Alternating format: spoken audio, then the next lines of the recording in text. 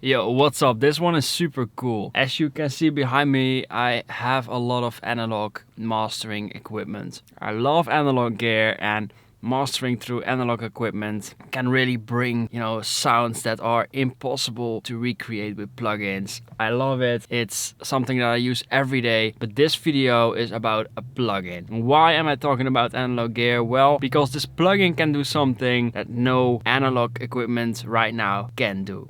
This is Gullfoss. Gullfoss has 3 versions: the live version, which I don't use, the normal version, and the mastering version. I used both the normal and the mastering version. Mastering version works way more subtle. We're not gonna talk about that today. The mixing version, or the normal version, is really amazing. So what is Gullfoss? It's a highly intelligent dynamic EQ. It basically changes the EQ curve constantly depending on the signal that gets fed through it. It is reacting to some parameters such as recover and tame. Recover basically brings out the frequencies that Gullfoss thinks are being hidden, and tame does it the other way around. So if Gullfoss thinks these frequencies are way too active, then they get attenuated. Then you got the boost option, which is basically a very smart tilt filter. It's really cool. You can emphasize or attenuate the entire frequency spectrum. So you can make something bass heavy more present, and something too present and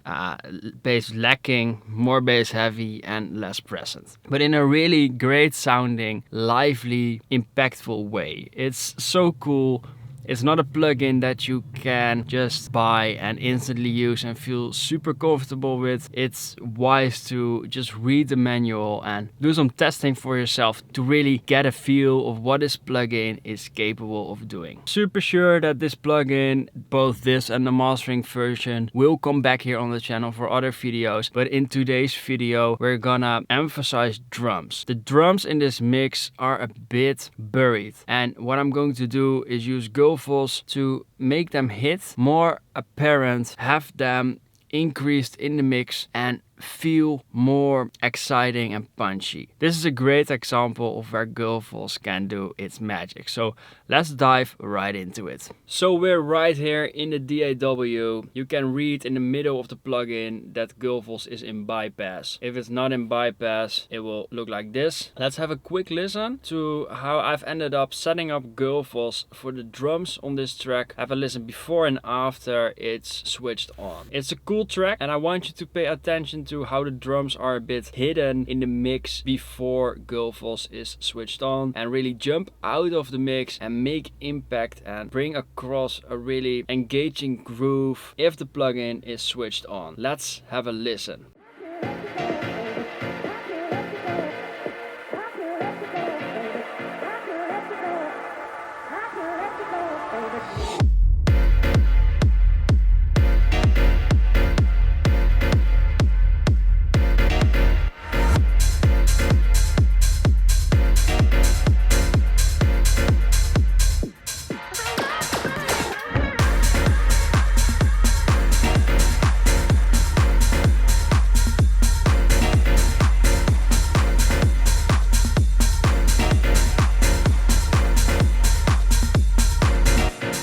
So let's get over it. It's the recover function right here, which basically brings out everything that Gullfoss thinks needs to be brought out more, is being hidden. It's really effective, this parameter. So be subtle with it, or have a very good reason to go aggressive. But this is really impactful. 15% is already quite a lot. With the mixing version, the mastering version is a little bit more subtle. Then the tame, it attenuates what Gullfoss thinks is being too much in the mix or in that sound. So if you, for example, have harsh vocals or something unpleasant, then Gullfoss will tame it. Then bias is basically an intelligent way of saying lean more towards taming than recovering. So it's basically a way of telling Gullfoss where you want to give priority to. Brighten is simple. It makes it affect more in a bright way. Then boost is the tilt filter I mentioned earlier. So the lower you go, the more present it will be and less bass heavy. The higher you go, the more bass heavy it will be, and it will attenuate a lot the upper mid range and the top end. I will set it up back to 0 and show you what it does on the drums. It's really cool, and I will as well use this slider where you can basically select frequency ranges on the top or bottom end that you want to exclude from being affected. It's really cool because this drum, for example, has a lot of low end. It's all merged into one stem. So if you're, for example, stem mastering and the drums and the kick are all in one stem, you could basically exclude it from being affected. Same goes for the top end. If you want to boost a lot and have more impact on the low end with a setting like this, but you don't want the hi-hats to be hyped or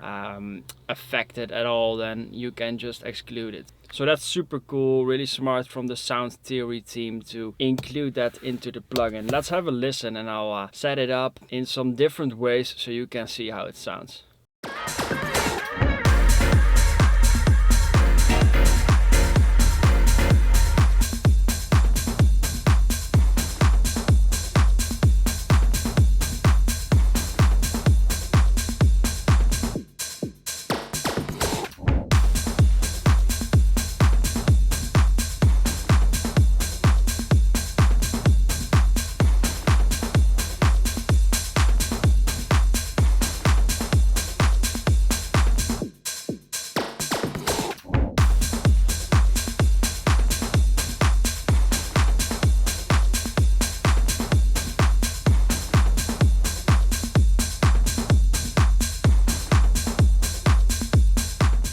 So I just showed you how you can, on the one hand, select where you want the plugin to be effective and how the parameters sound. It's really dope. You can basically listen and intuitively with just only a selective couple of parameters get the effect that you want. So now let's do it in action. Let's assume that we want this mix to have more drum presence. Let's go and get it done.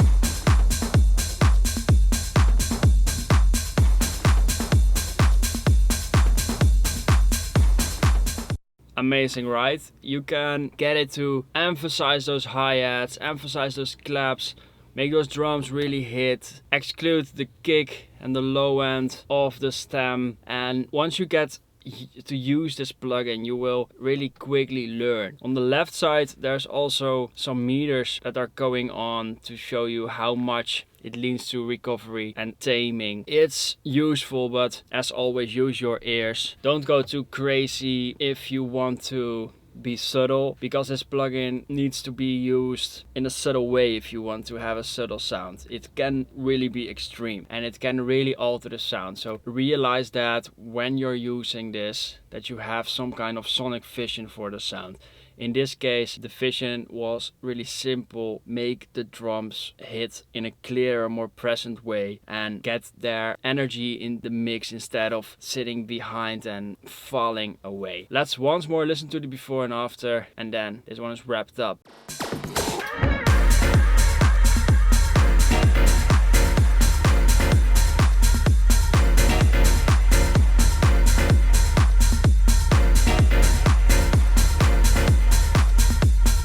What a drum sound. Absolutely loved how that came out with just one plugin. It's really impressive. And what's so cool is that you can use the sidechain to decide where you want the plugin to be effective. It's really useful for examples like this one today. And there's more options to it. You can use an external sidechain as well. But I think this video is easy to understand and brings across a really cool way of using Gullfoss. So if you got any questions on the plugin or anything else, as always, leave them below in the comments. Had a great time doing this video for you, and I look forward to see you in the next one.